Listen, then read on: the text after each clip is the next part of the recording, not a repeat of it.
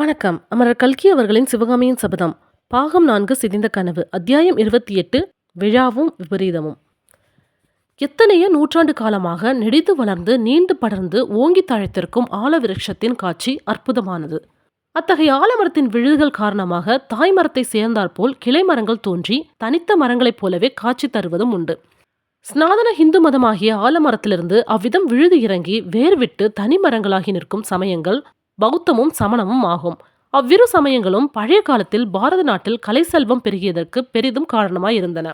அஜந்தா மலை பிராந்தியத்துக்குள்ளே மனிதர்கள் எளிதில் எட்ட முடியாத அந்தரங்கமான இடத்தில் மலையை பிளந்து கொண்டு பாதி மதியின் வடிவமாக பாய்ந்து சென்ற நதிக்கரையிலே இன்றைக்கு 2000 வருஷங்களுக்கு முன்னால் புத்த பிக்ஷுக்கள் கருங்கற்பாறைகளை குடைந்து புத்த சைத்தியங்களையும் விகாரங்களையும் அமைக்க தொடங்கினார்கள். அது முதல் இரண்டாவது புலிகேசி சக்கரவர்த்தியின் காலம் வரையில், அதாவது ஏறக்குறைய 600 ஆண்டு காலம், அந்த அந்தரங்க பிரதேசத்தில் அற்புதமான சிற்ப சித்திரக்கலைகள் வளர்ந்து வந்தன. அழியாத கல்லில் அமைத்த சிலை வடிவங்களும் அமர வர்ணங்களில் தீட்டிய ஓவிய உருவங்களும் பல்கி வந்தன. பார்ப்போரின் கண்களின் மூலம் இதயத்துக்குள்ளே பிரவேசித்து அளவலாவி பேசிக்குலாவும் தேவர்களும் தேவியர்களும் வீரர்களும் வீராங்கனைகளும் சௌந்தரிய புருஷர்களும் அழகே உருவான நாரிமணிகளும் சைத்திரிக பிரம்மாக்களால் அங்கே சிருஷ்டிக்கப்பட்டு வந்தார்கள். அவ்வாறு அஜந்தாவிலே புதிய கலை சிருஷ்டி ஆரம்பிக்கப்பட்ட நாளிலிருந்து அந்த பிரதேசம் கண்டிராத கோலாகல திருவிழா புலிகேசி சக்கரவர்த்தியின் ஆட்சி தொடங்கிய 36வது வருஷத்தில் அங்கு மிக சிறப்பாக நடைபெற்றது. அதுவே அந்த சலுக்க பேரரசன் ஆட்சியின் கடைசி ஆண்டுமாகும். பழைய பாரத நாட்டில் ராஜாங்கங்களும் ராஜவம்சங்களும் மாறிய போது சமயங்களுடைய செல்வாக்கு மாறுவதும் சர்வசாதாரணமாய் இருந்தது. இந்த நாளில் போலவே அந்த காலத்திலும் விசால நோக்கமின்றி குறுகிய சமயப்பற்று துவேஷ புத்தியும் கொண்ட மக்கள் இருக்கவே செய்தார்கள்.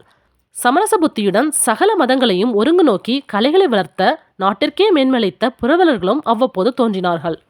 நம்முடைய கதை நடந்த காலத்தில் வடக்கே ஹர்ஷவர்தனரும் தெற்கே மகேந்திர பல்லவர் மாமல்ல நரசிம்மர் ஆகியவர்களும் அத்தகைய சமரச நோக்கம் கொண்ட பேரரசர் திலகங்களாக பாரத நாட்டில் விளங்கினார்கள். வாதாபி புலிகேசி சக்கரவர்த்தியும் காஞ்சி படையெடுப்பிலிருந்து திரும்பி வந்த பிறகு நாளடைவில் அத்தகைய பெருந்தகையாரில் ஒருவரானார். அஜந்தா புத்த சங்கிராமத்துக்கு அவர் அளவில்லாத கொடைகளை அளித்து கலை வளர்ச்சியில் ஊக்கம் காட்டி வந்தார். இது காரணமாக அஜந்தாவின் புத்த பிக்ஷுக்கள் 600 வருஷமாக அங்கு நடவாத காரியத்தை செய்ய தீர்மானித்தார்கள். அதாவது புலிகேசி சக்கரவர்த்தியை அஜந்தாவுக்கு அழைத்து உபசரிக்கவும் அது சமயம் சிறப்பாக கலை விழா கொண்டாடவும் ஏற்பாடு செய்தார்கள். சக்கரவர்த்தியும் அவருடைய பரிவாரங்களும் வந்து சேர்வதற்காக காடு மலைகளை செப்பனிட்டு ராஜபாட்டை போடப்பட்டது. அந்த பாதை வழியாக யானைகளிலும் குதிரைகளிலும் சிவிகைகளிலும் ஏறி சக்கரவர்த்தியும் அவருடைய பரிவாரங்களும் மந்திரி தந்திரிகளும் சேனாபதிகளும் மற்றும் சலுக்க சாம்ராஜ்யத்தின் பிரசித்த கவிஞர்களும் கலை நிபுணர்களும் அயல்நாடுகளிலிருந்து வந்திருந்த விசேஷ விருந்தாளிகளும் மேற்படி கலை விழாவுக்காக அஜந்தா வந்து சேர்ந்தார்கள். அவர்கள் அனைவரையும் அஜந்தா புத்த பிக்ஷுக்களால் ராஜோபசார மரியாதைகளுடன் வரவேற்கப்பட்டார்கள். வந்த விருந்தாளிகள் கும்பல் கும்பலாக பிரிந்து ஒவ்வொரு சைத்தியத்துக்கும் விகாரத்துக்கும் சென்று ஆங்காங்கே அமைக்கப்பட்டிருந்த சிற்பங்களையும் சித்திரங்களையும் பார்த்து கழித்து கொண்டு வந்தார்கள். நல்ல வெயில் எரித்த உச்சி வேளையிலேதான் விகாரங்களின் உற்சுவர்களில் தீட்டியிருந்த உயிரோவியங்களை பார்ப்பது சாத்தியமாகையால் விருந்தாளிகள் அனைவரும் அன்றிரவு அங்கேயே தங்கியிருந்து விட்டு மறுநாள் மேற்படி சித்திரக்கலைகளை பார்த்துவிட்டு போவது என்று ஏற்பாடாகியிருந்தது. சக்கரவர்த்தியின் அன்றைய முக்கிய அலுவல்கள் எல்லாம் முடிந்த பிறகு பிற்பகலில் சிரம பரிகாரம் செய்து கொண்டாயிற்று. மாலை பொழுது வந்தது. மேற்கே உயரமான மலை சிகரங்களுக்கு பின்னால் சூரியன் மறைந்து கீழே கீழே போய்க் கொண்டிருந்தது. அம்மலை சிகரங்களின் நிழல்கள் நேரமாக கிழக்கு நோக்கி நீண்டு கொண்டு வந்தன. கிழக்கே இருந்த சில உயர்ந்த சிகரங்களில் படிந்த மாலை சூரியனின் பொன் கிரணங்கள் மேற்சொன்ன கரிய நிழல் பூதங்களால் துரத்தப்பட்டு அதிவேகமாக கீழ் திசை நோக்கி பிரயாணம் செய்து கொண்டிருந்தன.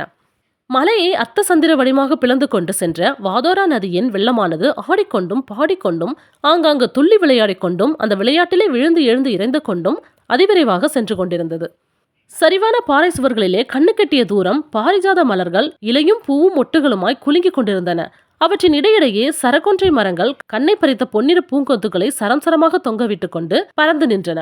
நதி ஓரத்து பாறை ஒன்றில் 2 கம்பீர ஆகிருதியுள்ள புருஷர்கள் அமர்ந்து சம்பாஷித்துக் கொண்டிருந்தார்கள்.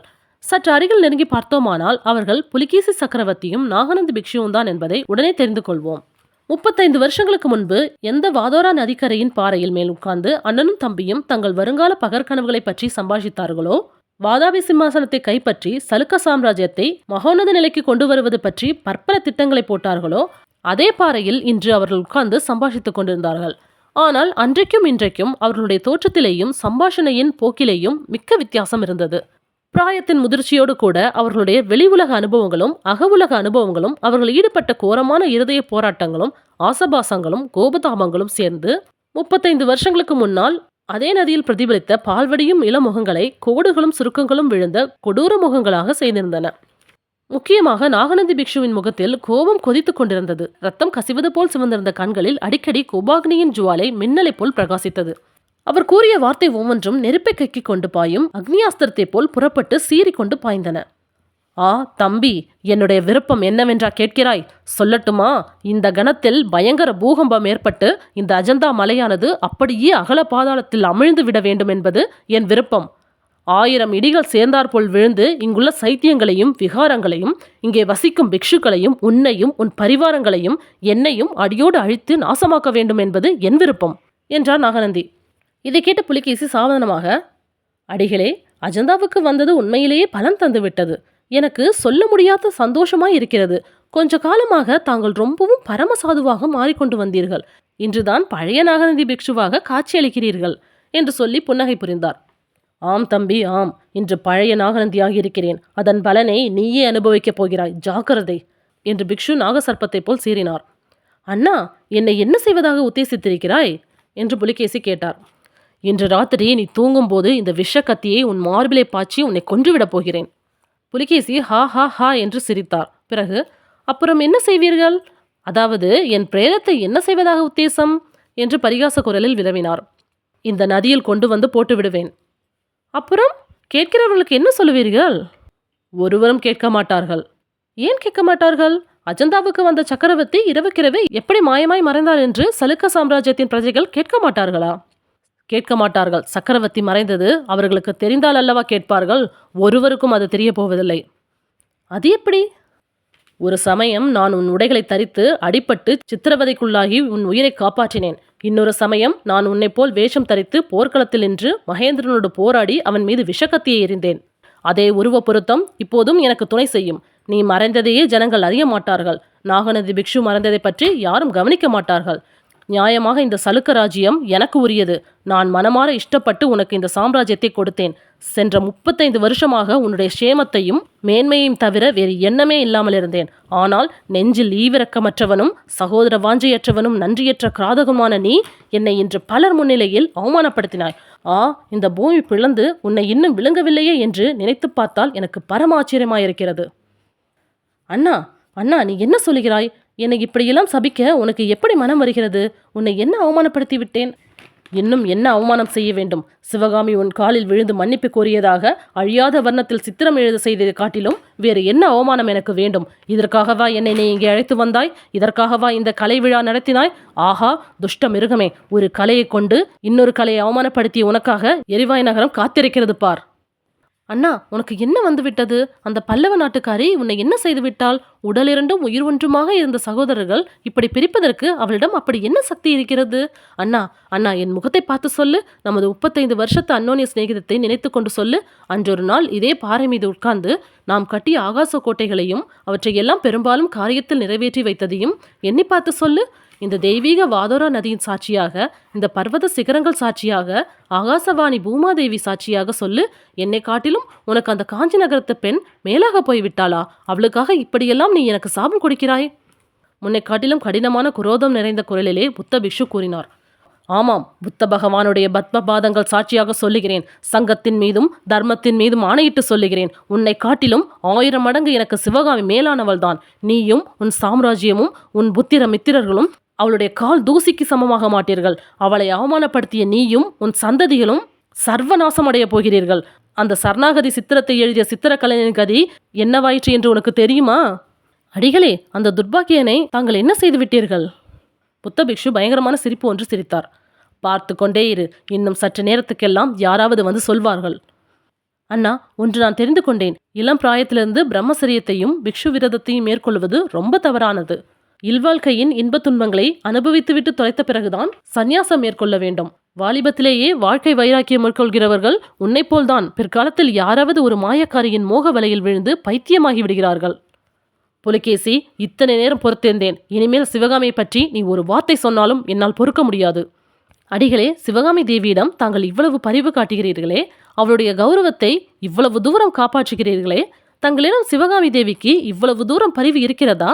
தாங்கள் அவளிடம் வைத்திருக்கும் அபிமானத்தில் 1000ல் 1 பங்காவது அவளுக்கு உண்டா? புலிகேசி சக்கரவர்த்தியின் மேற்படி கேள்வி புத்த பிக்ஷுவின் உள்ளத்தை வாள் கொண்டு அறுப்பது போல் அறுத்தது என்பதை அவருடைய முகக்குறி காட்டியது. அந்த சொல்ல முடியாத வேதனையை வெகு சீக்கிரத்திலேயே நாகநந்தி சமாளித்துக் கொண்டு திடமான குரலில், அந்த கேள்வி கேட்க உனக்கு யாதொரு பாத்தியையும் இல்லை. ஆனாலும் சொல்லுகிறேன், சிவகாமி உன்னை போல் அவ்வளவு கல் நெஞ்சம் கொண்டவள் அல்ல. அவளுக்கு என் பேரில் பிரியம் இருக்கத்தான் செய்கிறது என்றார். அண்ணா, நீ இப்படி ஏமாறக்கூடியவன் என்று கனவிலும் நான் எதிர்பார்க்கவில்லை. தம்பி, நான் ஏமாறவில்லை. நான் அஜந்தா யாத்திரை கிளம்பிய அன்று இரவு சிவகாமி என் உயிரை காப்பாற்றினாள். அது என்ன? உன் உயிருக்கு அப்படி என்ன ஆபத்து வந்தது சிவகாமி காப்பாற்றுவதற்கு? இந்த விஷக்கத்தியால் என்னை நானே குத்திக் கொள்ள போனேன். சிவகாமி என் கையை பிடித்து என்னை காப்பாற்றினாள் என்று புத்தபிக்ஷு கூறிய போது அவரது அகக்கண் முன்னால் அந்த காட்சி அப்படியே தோன்றியது. அவருடைய கண்களில் கண்ணீர் ததும்பிற்று. புலிகேசி புன்னகை புரிந்து, ஐயோ, மகா மேதாவியான உன்னுடைய புத்தியா இப்படி மாறி போய்விட்டது? சிவகாமி எதற்காக உன் உயிரை காப்பாற்றினால் தெரியுமா? அவளுடைய காதலன் மாமல்லனுடைய கையினால் நீ சாக வேண்டும் என்பதற்காகத்தான். அந்த மூடப்பெண் இன்னமும் இப்படி கனவு கண்டு கொண்டிருக்கிறாள் என்றார். மேலே விவரித்த அண்ணன் தம்பி சம்பாஷணை நேயர்களுக்கு நன்கு விளங்கும் பொருட்டு அன்று மத்தியானம் நடந்த ஒரு சம்பவத்தை விவரிக்க வேண்டும். புலிகேசி சக்கரவர்த்தியும் புத்த பிக்ஷுவும் சீன யாத்ரிகரும் மற்றும் சாம்ராஜ்யத்தின் பிரமுகர்களும் ஒரு கும்பலாக அஜந்தாவின் அதிசய சித்திரங்களை பார்வையிட்டுக் கொண்டு வந்தார்கள். சைத்தியங்கள், விகாரங்கள் இவற்றின் உள் சுவர்களிலே புத்த பகவானுடைய தெய்வீக வாழ்க்கை வரலாறும் அவருடைய பூர்வ அவதாரங்களின் சம்பவங்களும் சித்தரிக்கப்பட்டிருந்தன. வெளித்தாழ்வார சுவர்களிலோ அந்த காலத்து சமூக வாழ்க்கை சித்திரங்கள் சில காணப்பட்டன. அப்படிப்பட்ட நவீன வாழ்க்கை சித்திரங்களில் புலிகேசி சக்கரவர்த்தியின் வாழ்க்கை சம்பந்தமான 2 முக்கிய சம்பவங்கள் சித்தரிக்கப்பட்டிருந்தன.